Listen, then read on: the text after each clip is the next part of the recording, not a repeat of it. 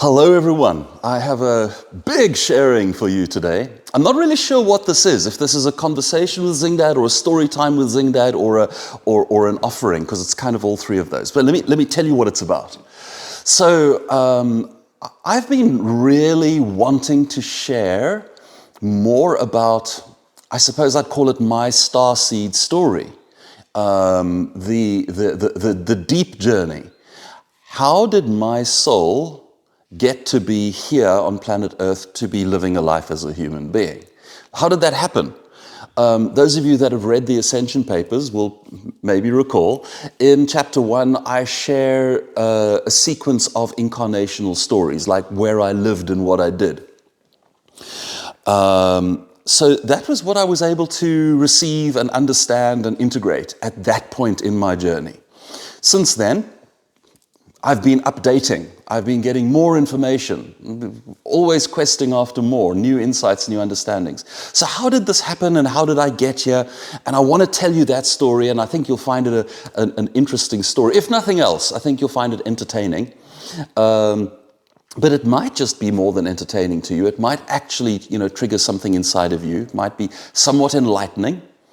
But that story leads into a deepening insight, understanding, a dawning of wisdom that's been happening to me, and because of that dawning wisdom, I want to tell you about that. It's about deep body wisdom, and because we're talking about deep body wisdom, I'm going to be inviting Lisa to come and talk to me. So we're going to, the second part of this conversation is a conversation between Lisa and I, because Lisa is really somebody who's been on the journey with deep body wisdom, with understanding body, and she's blossoming to being a teacher of deep body wisdom.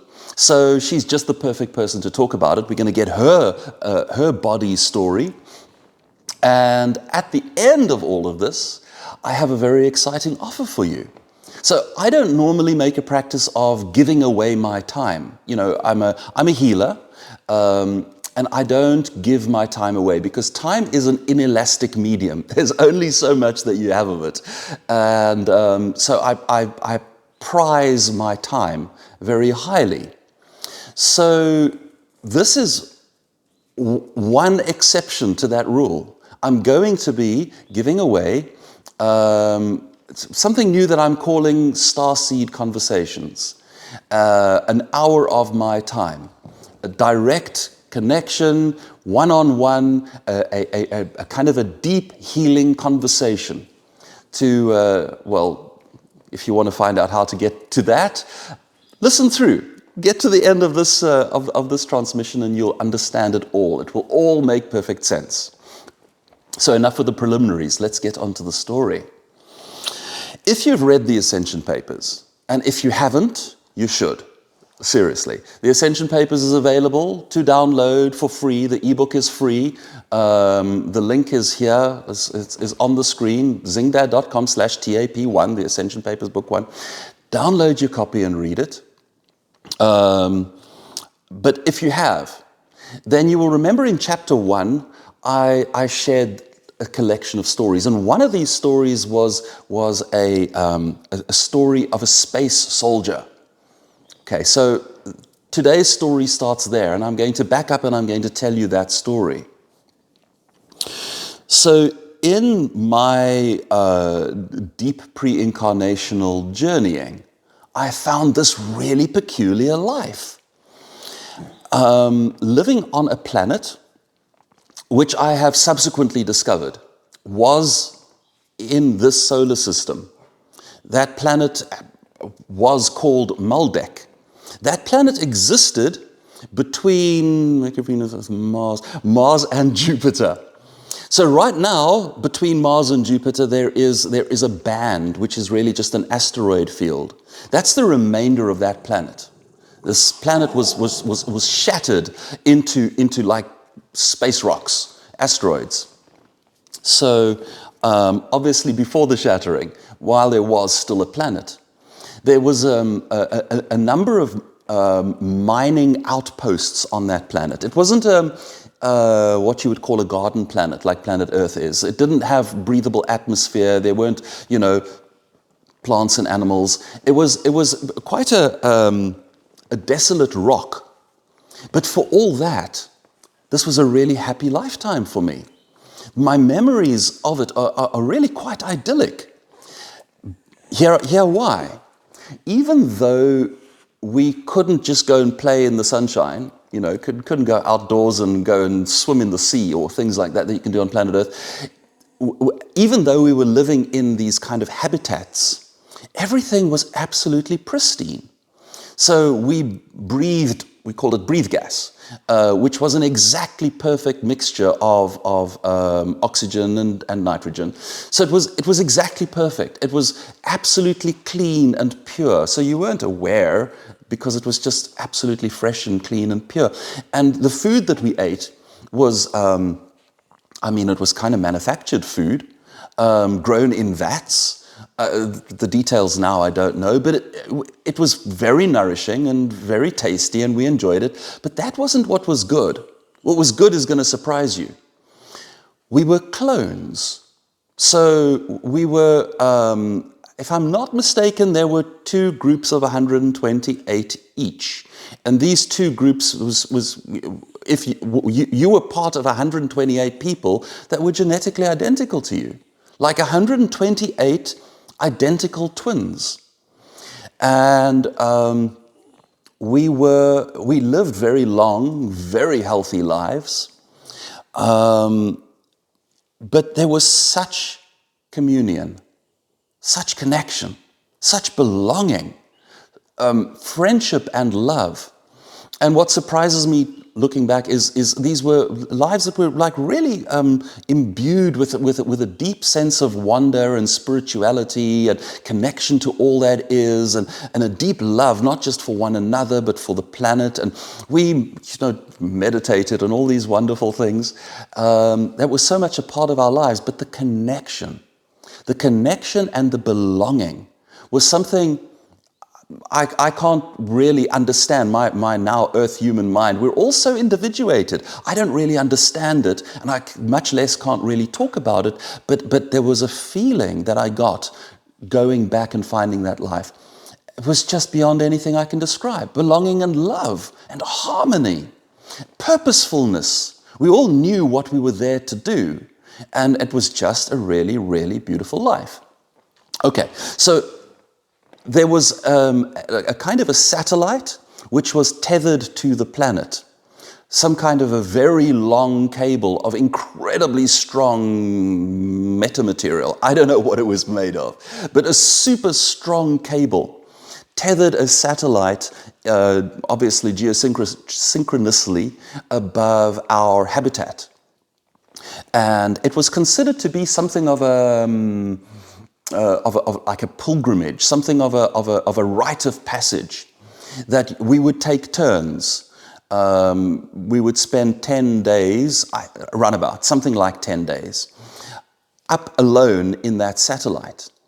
And going up to the satellite, as I say, it was a special time, because you would spend that time, you would be kind of just meditating, because you're all alone. Now remember, you've been 24/7 amongst your 128 identical twins. So you're saturated with the presence of the other. So this was a special time. You are all alone. It is absolutely quiet. And all you have to do is watch some instruments, meditate, fast, and look down through this window upon this barren rock where you can maybe vaguely see the twinkling lights of the habitat. And it's just a time for you to be alone with yourself and really to find God, or open your heart and find connection with Source. But out in space, it was just a special thing to do. So it was quite arduous, but at the same time, it was also something that we looked forward to doing. And this wasn't my first time up there. When something extremely anomalous happened. Extremely anomalous. It's difficult for me to, using the sort of the auto-hypnosis and meditative tools to reach past lives, it's very hard for me to find understanding. The closest I can get is that completely unexpected, out of left field, completely unexpected, something huge came through the solar system.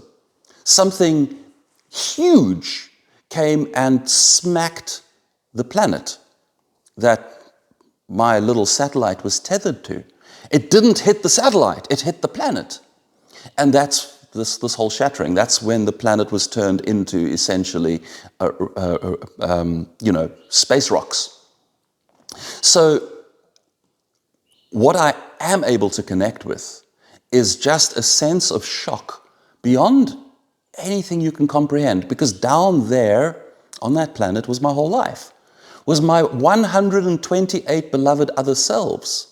My everything, my meaning, my purpose, my life, my everything was down there. I'd never been elsewhere off planet. It was a time of space faring. There were spaceships that would come in and pick up processed ores from the mining operations, and others would come in and come out, but we almost regarded them as just like peripheral noise somewhere in the background. We were so involved in our lives. So that was my everything, beyond my everything. I can't explain to you how my very identity was tied up with these 128. We didn't even have like individual names the way you and I have. Our name was our place in the 128. That was what we were known by. Our names would evolve as our relationships changed.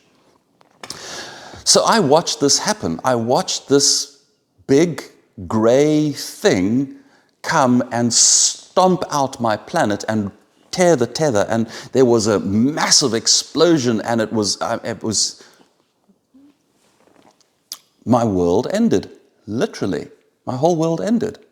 And so this little satellite, I don't know how it wasn't destroyed, but it wasn't, went spinning off into space. And when I was writing the Ascension Papers, that was where the story ended, because that was all I was able to retrieve. Since then, I've been able to retrieve a lot more. And it's the lot more that starts to get very interesting. So I don't know how long I was, just drifting in space in this tiny little satellite. I don't know for how long. It had the technology to produce air, but we were supposed to be fasting. But we were genetically, I kind of want to say we were genetically perfected in a way that us Earth humans, we don't understand, because we're kind of genetically diverse and crazy, and our genetics are often really not optimal. But these beings, these clones, were genetically optimized. So it was very, very, very hard to kill such a being. And so I don't know for how long I was there, but I do know I kind of lost consciousness, I suppose, just shock. I don't know. I thought it's all over. So it's like I died, but I didn't. Because at some point, a craft came along and came and picked up this satellite, and I was extracted from the satellite, and I kind of I kind of returned to consciousness inside this craft. And it was like there was a fog over my mind. It was like nothing could make sense. It was like I couldn't believe that actually there was still life, that I was still alive, that things were still happening. I was just in a state of rejection, rejecting everything. And there were people, and it shocked me to see all these faces that were the wrong faces. I was looking to see my brothers and sisters, my beloveds. I was looking to see their faces. But there were these other faces, wrong faces. And they were communicating things to me about a new life starting again, and how lucky I was, and who knows, blah, blah, blah, blah, blah. Not interested. Not interested. None of this means anything. But for all that, there was a project that was going on some other planet in the solar system. And the project was something genetic manipulation and a new species being created. And this new species needed beings who would play the role, because they were kind of really a new species, like some tree-living hominids had their genetics manipulated, and they were turned into a sort of a more advanced, humanoid race, and so some long story like that meant absolutely nothing to me, and I wasn't really interested. But I was told, now you have a purpose, and your purpose is to kind of shepherd a tribe of this new species. And we landed on planet Earth, and then suddenly I have memories. Climbing out of that ship onto the surface of this planet was just shock upon shock upon shock. This is the first time I'd ever not been in a contained environment. Everything else had been inside a building, or you're inside a vehicle that leaves the building through a dock. You're always enclosed, but now there was no enclosure, and always the sky is just black. There's stars out there, and over there's the sun, but now the sky, there was this impossibly vast ceiling of blue, and it was too bright and too intense. And the thing that got me the most is it was too stinky.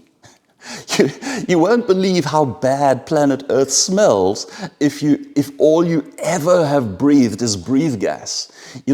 Every little thing offended my senses.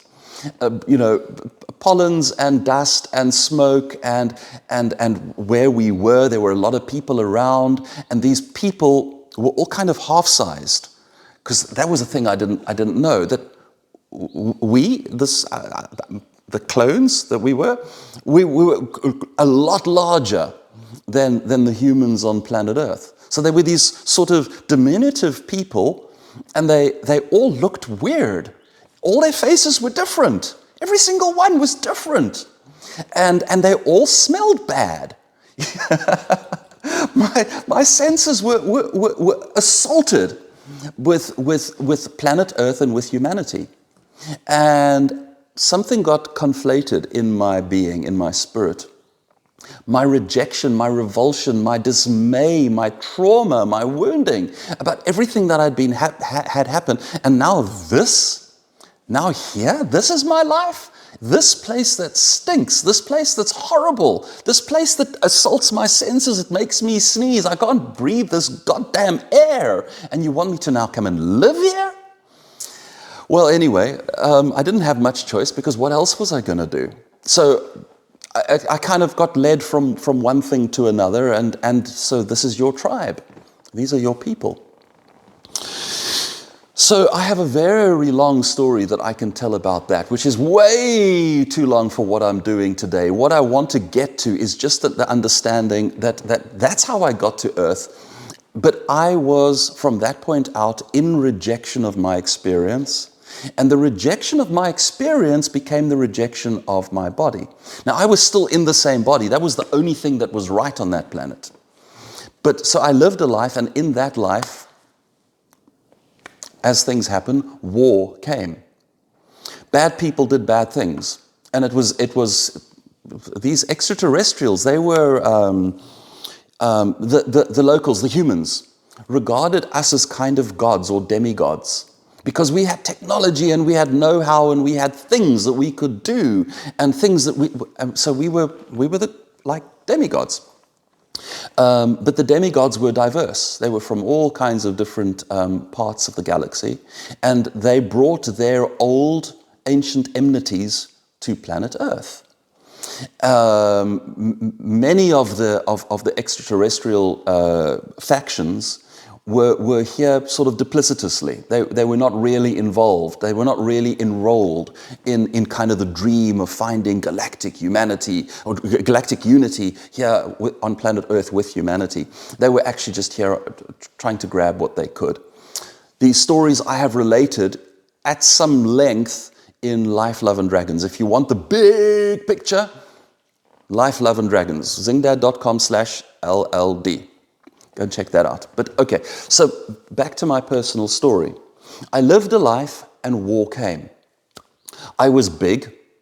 I was equipped to be a soldier because that's what actually we were. We were like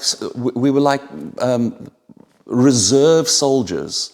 You genetically create beings that are perfect to be soldiers. When you don't have war, you tuck them away somewhere doing something good, something useful. And if you ever need them, you've got this reserve that you can immediately pull on. So I was prepared to be a soldier, and large. And the Bible story of David and Goliath comes to mind. That there's this huge character who leads an army, and he's like the general, and something like that. But there were many of us. And also in the Bible, it talks about the Nephilim, the children. I'm not really a Bible person, but it's not just in the Bible. In all the ancient traditions, in all the ancient religions, they've got stories about this time with these giants and the wars and the technology and the spaceships. These things have been carried through. So if I reach into my own deep past, I get that. I was a part of that. But this body that I was in was very long-lived. It's very, very, very hard. I've mentioned that. It's very hard to kill such a body. It just wants to live, and it just keeps going. Which meant I was eventually full of wounds, but eventually the body did die. But I died in a sense of rage at the injustice of what was going on. And so then as a spirit being, now this is going to be, if it hasn't weirded you out by now, the next bit is going to weird you out a bit. I'm sure you've heard of people who have invoked demons into their body, like demon possession. Okay, well, there's lots of scary stories about that because don't do this. Right? Okay. But invocation is something that was known as a kind of a spiritual technology back then. Invocation. There's a sequence of things that you do, but you call a spirit being to come and like invest themselves into your body. And if you choose wisely and you choose a powerful spirit being, then you can get all kinds of assistance, all kinds of benefits, because they know things that you can't know. They have access to resources and talents and skills and all kinds of things that you can benefit from. So this was a thing that was done, before the church got hold of us and our civilization and taught us to just universally fear all of it. It was quite a common thing. So that's what my spirit did for a while. I was invoked to come and assist. Because fundamentally, I had gotten to the worldview that this world is messed, it's wrong, it's broken. And the reason it's broken, the reason it's such a terrible place with such terrible things going on, is because there are terrible people doing terrible things. And if you follow the logic, if terrible people are doing terrible things, how do you fix that? You divide the world in half, the righteous and the unrighteous. You help the righteous to smite the unrighteous. When the righteous have killed all the unrighteous, there will only be righteous. Right? Wrong. Doesn't work that way. My soul's journey is an object lesson in how that doesn't work. The process of smiting the unrighteous is the process of turning the righteous into the unrighteous. It's you never fix anything with war, with killing. And you also can't really divide the righteous from the unrighteous. It can't actually happen. But the point being is I wasn't actually incarnated, as mentioned. I was being invoked, which is very close to being incarnated. It's a little bit like dreaming you are someone, but you intensely dream that life. You intensely involve yourself in that life. You almost are incarnated as that person, and you are certainly there for all the pivotal moments of their life. So, but I was very involved, very focused on war, on this journey of smiting the unrighteous. So you might think of me as having been some kind of a war spirit, some kind of a god of war, some kind of a, that kind of a thing. I was doing that. And I did that for a long time. And one of these invoked lives was you wouldn't just have a normal person, like a peasant from some village who's now been drafted to war, and here's your sharp stick and here's your shield. He's not going to invoke someone. He's just going to hope to survive. So inevitably, it's going to be the leaders who are going to be invoking a spirit because they want strategy, or it's that kind of person. So there was somebody who was a general in some big war that I think was rampaging across Europe. The details I'm not sure of. Maybe like Constantine, one of his generals, something like that. I don't know. There was this general who got to a place where he was really just, he had enough. He'd had enough of war. He'd had enough of killing. And me, as the invoked being, we agreed that this is all, it's all just shocking, and it doesn't take anywhere good. So he kind of deserted. Ostensibly, he wanted to go and he wanted to travel to China, or maybe Japan, where they were making really superlative swords. That's what he told himself. He's on a mission to go and get the perfect sword. But he actually landed up somewhere, maybe China, maybe something like a Buddhist temple, something like that, a place of spirituality. He landed up somewhere and found meditation and found the quest for peace, and was very, very dedicated to that journey. And I carry gifts of the soul, spiritual gifts. I carry awarenesses about spirituality. I carry an ability, for example, to instantly still my mind at any time. It's a beautiful gift to have, and I didn't develop it. This person did not develop this gift. I've just always had it. People sit and meditate and their mind buzzes, and then how do I still my mind? Well, I can just still my mind. It's a gift that I was given, but it was developed by this partnership at that time. Anyway, so that was the end of me seeking war or death or destruction as a way of bringing any kind of positive change to the world. Which brings me now, circuitously, to this lifetime. This lifetime has been a life in which I have sought peace. But there's been a missing puzzle piece to my quest for peace. Because this whole lifetime, I still had this kind of sense that if I look around me, if I open my eyes and I look at the world, my God, friends, it's a mess. It's a mess. And there are bad people doing bad things. So if fighting, if war, if killing the bad people is not the answer, what is the answer? And I've really made it my life's mission to quest into spirituality, and I've awoken to unity consciousness, oneness, the sense that all is one, the sense that there is one eternal divine spirit, one unending zero-point energy field that is under all matter, and one unending spirit being that is in the core of all of us. Oneness. So if oneness is what is true, then obviously you can't be going around killing other parts of the oneness. And slowly it dawns on me, but the world is perfect. In its crazy imperfection, the world is perfect. Because everybody is having the journey that they have consciously or unconsciously signed up for. Everyone is contracting for their experiences. And this might trigger something in you if I say so. You might go, go to hell, guy. You can't say that, because what about people who've had really terrible experiences? Well, if you're struggling with that, I really recommend, again, go read the Ascension Papers. That's Maya telling Pikachu off.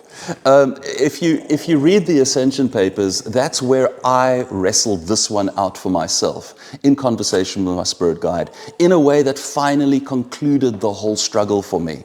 I really cannot believe anymore in ultimate victimhood. Everybody ultimately is creating their reality, even if they don't feel they are. But we leave that there for now. The point is, the missing puzzle piece for me, and it's only very recently that I'm actually really getting that, is that the problem, if there is a problem, is not out there. There's no problem out there. The problem, if there is a problem, is in here. And the solution to the whole problem is being willing to really get in to your body. The body is the vehicle. If you are in your body, fully in your body, and you are rooted into your life and into your world, and you are connected inside of yourself, then you are empowered. You're connected with divine power. You're a conduit for divine power. Then you can shine your light into the world from a place of knowing that I am safe and I'm choosing to be here. And finally, I bring my story full circle, because this is a starseed story. This, I have discovered, is common with all starseeds. As far as I can tell, every starseed I've ever spoken to, everybody that identifies with this concept of being a starseed has a feeling that they are here from elsewhere, and that somehow that elsewhere was home. It was a place where there was wisdom, compassion, gentleness, love. It was a place where they felt belonging, where they felt really safe. It was a place where it was safe for them to be. And now they are here on this kind of a mission. I'm here to come and help, to shine my light, to give my gifts. I'm here to help in the elevation of consciousness and to engage in transformation of this world, or whatever it is that I believe I'm here for. But somehow I am rejecting this place, because it's been shocking and traumatic for me to get here. People burned at the stake as witches, people being tormented and silenced, and somehow all starseed stories have this common element of the shattering, the lowering of the frequency of consciousness. And it was traumatic and terrible and horrible, and you never want to go there again. And so somehow you're rejecting the whole planet. And here's the key piece: because you're rejecting the planet, you reject your body, because your body is what keeps you on the planet. And if you feel sufficient rejection, you feel like your body is a prison. There are lots of people that have this idea that planet Earth is a prison planet. Well, if that's true, then your body is the cell that you're locked in. And people get suicidal. They're like, I just want to get out of this hellhole and I want to go home. And as long as you're doing that intellectually, you are pulling your energy. You're trying to get up and out. You want to get up into the upper chakras. And starseeds, many of them, reside entirely in the upper chakras. I'm very good at dreaming and scheming and fantasizing and telling stories and having ideas and wanting to do things and projecting, but I'm not so good at getting into my body, being present and rooted and doing something. Struggle with that. And because I don't want to be here, because I don't want to be in my body suffers for lack of my own energy. So now my body is sickly and sad and weak, and I'm prone to depression because I don't want to be here. Anybody that doesn't want to be where they already are, what are you going to do? I mean, either get on with it and commit suicide. Don't do that. But either leave or get in, be here. Because somewhere in between life and death, what's that? That's depression. If you don't want to live, you wither and die slowly. So this is what I've discovered for myself, and I'm finally starting to live it, is really choosing fully, wholly, completely to be here, now, in this body, in this life, on this planet. And the more I'm here, the more energy I bring, the more life force, the more vitality, the more of that portion of God that is my soul, the more of that arrives here. The closer I am to all of the good things, awakening and enlightenment and transcendence, the more open my heart can be, the more beautiful the world becomes, the happier I am, the more successful I am, the more everything makes sense, the more perfection I see around me. So, that's my starseed story. You want to get into your body. That's where all the power and the juice and the joy lies. Then suddenly, the price to be here has already been paid. This is like a crazy fun fair. And you have already paid the price to be here. You've bought the ticket. It cost you everything. It cost you, whatever, your home, and you've lost everything and given up everything and forgotten who you are and forgotten where you come from and forgotten your connection to source, forgotten your divine creator power. You've forgotten everything. That's the price to be here, and you've already paid it. Now you're here. Now you've ridden this like roller coaster and it's been scary. Oh my God, I hate this. Why am I here? I don't want to be here. This is terrible. Now you get off the roller coaster and you're a bit shaky, but you know that there's a whole bunch of other things to do here. You've already paid the price. You might as well do some fun things, and there are amazing fun things to be done. Get in your body, and you can start enjoying what is here, and it can be beautiful. My starseed story. So Lisa has a very different story that she has to tell about getting into body, and then we're going to talk about deep body wisdom, and then I'm going to get to the gift that I want to share with you. So, up next, we'll talk to Lisa.